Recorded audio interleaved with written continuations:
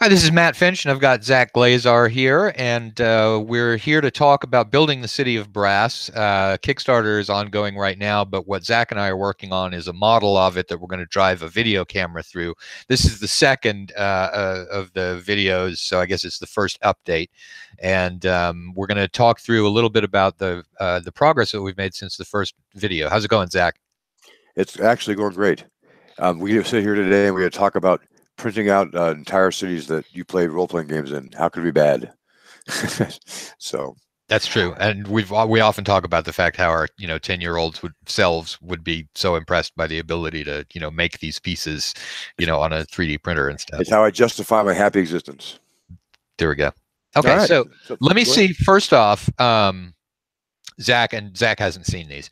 I'm gonna screen share over to a couple of pictures of where we stand right now. So let me set. Oh, that's not how it's done.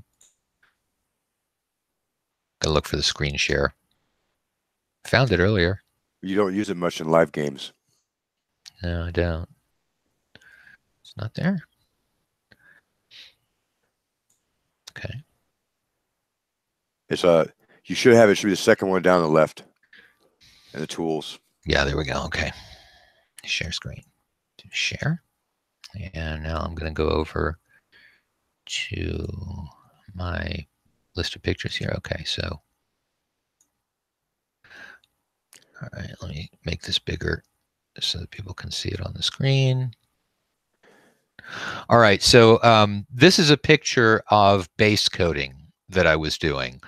And most of the things on here are structural elements of buildings. This is on my outside table. There are a few tiles that are street tiles. The base coating is the first coat that you put underneath everything else. With the plastic, you generally don't need to do that. But with other substances, depending on what they are, priming is a good way of doing that. And so a lot of times you want to try and prime in what your base coat color would be anyway. Well, I have a question, Matt. So Okay. on the plastic pieces, will they, if they're similar to the ones that you're actually using with other substances, does it help to base coat the ones even they don't need it? Does it keep the color like the same, or can you tell if you use when you're done painting and they're very similar? How much can you tell when one's been base coated by looking at it? Compared to just putting it on the plastic, you mean? Yes. The okay, the thing is that the eye can see variations that are underneath another layer of paint usually. And the thing about base coat, I mean, anytime that you're painting something, there are really 3 layers of color. And let me see if I can get out of the screen share momentarily here. Stop on top there. There we go. Okay, so base coating is there are 3 layers of anything that has to do with painting miniatures. So the bottom layer is the shadowed layer, the middle layer is the real color, and the top layer is highlights that you would see when light is shining on something, and that's going to make the top surfaces of something brighter. So the base coat basically represents the shadow level of something. So in a gray wall, you might have black or darker gray cracks between the stones. And so the way that you do that, there are really 2 ways to do it. But just talking about painting up, you would do your gray. You would first do your very dark gray coat, and then over the top of it, you would more lightly brush the gray color that's going to be the middle color, and then as the third step, you would very, very, very lightly dry brush a third lighter color on it, which would bring out the detail on the stones themselves. And so when you have 2 different types of material, do you use the same base coat then on them because you want to keep the color consistent? Yeah. Is that okay? That makes sense. Yeah. Okay. So I mean, the stuff that I've done in plaster, I used the same base coat colors. And I know this because he already answered it, but he uses house paint. Yeah. Because that's just what one does. A GW sells a can for like $25. How come you don't use that? Games But Workshop. The Games Workshop cans are $25 for a spray can at my hobby store. yeah, well, a spray can doesn't contain nearly as much paint as a thing of house But it paint. costs more. Come on, man. It's got to be better. No, how much is your gallon of base coat paint you buy? I don't buy it by the gallon, I buy it by the quart, but it's about 15 bucks a quart. And then it's slightly diluted with water when you use it because house paint itself is a little bit too thick to get into cracks. It'll Yeah, I gum get it. up in some of the cracks. So Yeah. it's actually slightly more paint than a I've quart. never heard of anybody using house paint for a base coat, but they look nice. For those of you who haven't quite seen or never seen Matt's game that we play on Mondays and Tuesdays, they turn out very well. And he's got a little camera pointing right at him. So if there were flaws, or like you would notice that way faster than you do, like if you're looking from a distance, and they look good. So house paint appears to work. Yeah, no, it does. Well, and I can't claim credit for that idea. That came from the Hearst Arts website when he was talking about how to paint. You can plastic totally claim things. credit. You don't have to be honest. You just claim the credit. No, Yeah, that's cool. When we watched Jeff Easley paint with a house paint, I've been amazed. So yeah. Well, okay. the stuff is good. So okay, let me So your base coat and go back. So okay, let me do the screen share again. Let me move over to the. Hopefully, this is working. Whoops, that's the wrong picture. How'd that come up? I think if you hit your arrow keys, you just jumped one. Yeah, maybe. All right, so let me pull up the next one of the that series. There's another picture of the base coating there. Let me move over to the picture of progress here. Now, what we're looking at is the very beginning of the walkthrough. Down at the bottom of the screen there is the starting point, and I've put down this is basically the stuff I have, and so everything that is painted is something that I have. Everything that is base coated only is something that I have done since the beginning of this project. And so you can't really see much of the brown stuff, but if you look up toward the top next to that building with the bright blue dome, there's several street tiles up there, which are the new street tiles. And then down at the bottom, there's a few. The buildings are made out of the plaster or the Hearst art stuff? The three white buildings are all 3D printed. Oh. And the larger brown building with the bright blue dome, that one is made of Hearst Arts plaster, and the dome itself is 3D printed. Now there are a lot of pieces that are not in this picture because they are structural components of buildings. So there's They're on if you look at the very bottom right, you can see a box with those in there. That's exactly right. That's where the extra pieces are. Nice spot. So getting a good eye for this.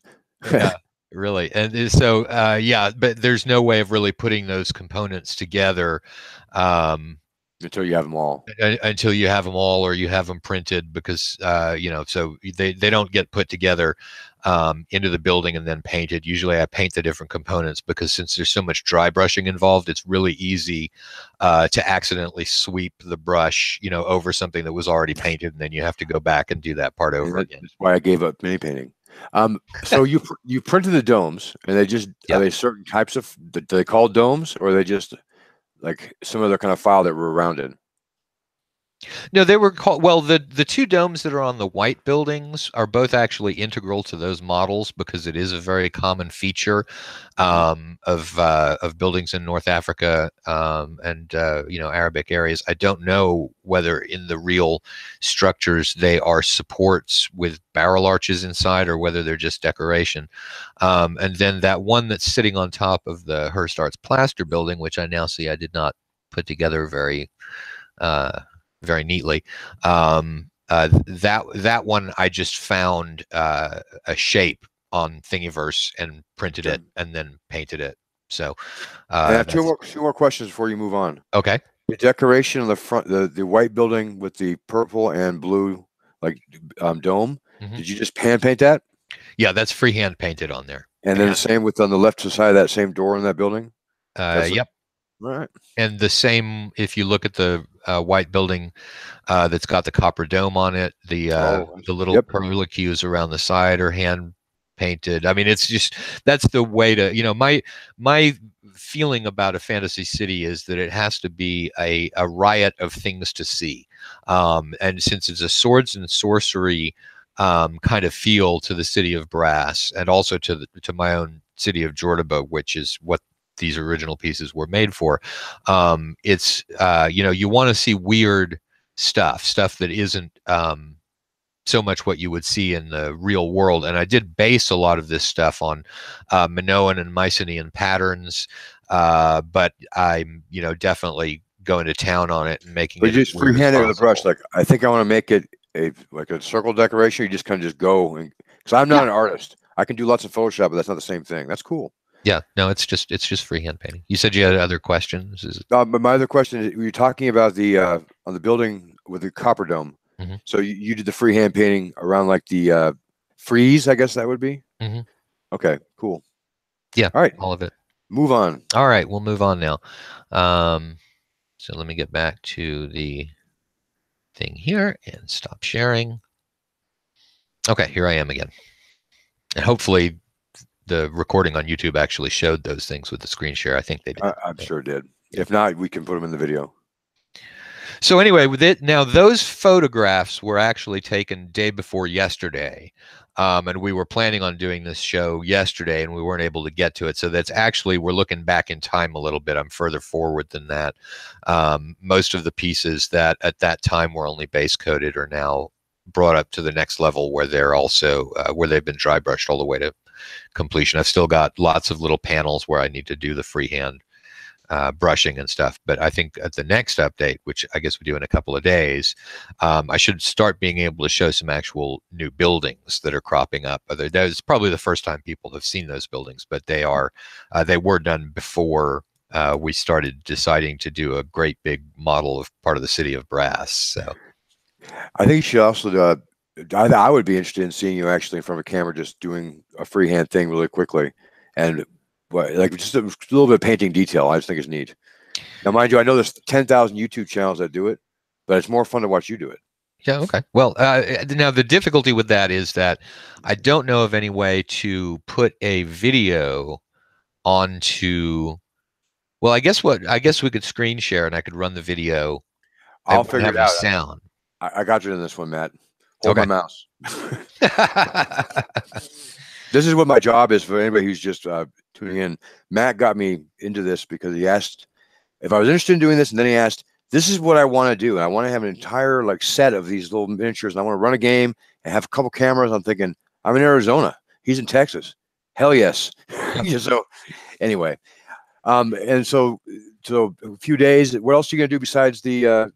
You were working on. You said new pieces that were almost done. Yeah, I mean, there's a wide variety of them. Okay. I'll show off next time some of the miniatures that I've painted, because obviously there have to be figures, and the kinds of things that are found in the city of Brass, are they're themed. So I went to Reaper and I bought a genie and an Efreet.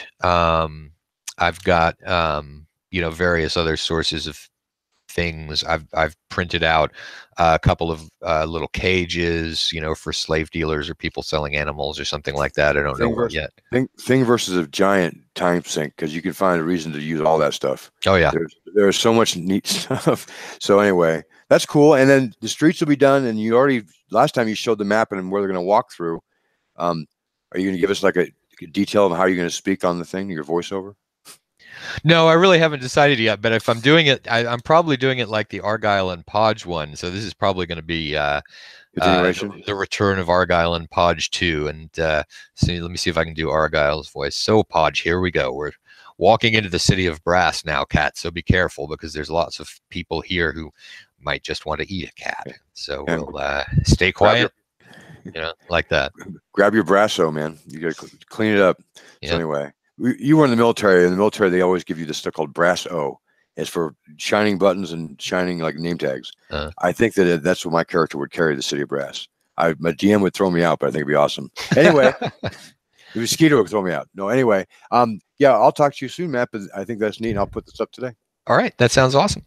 Right. I'll talk to you later, Zach. Yep. Bye.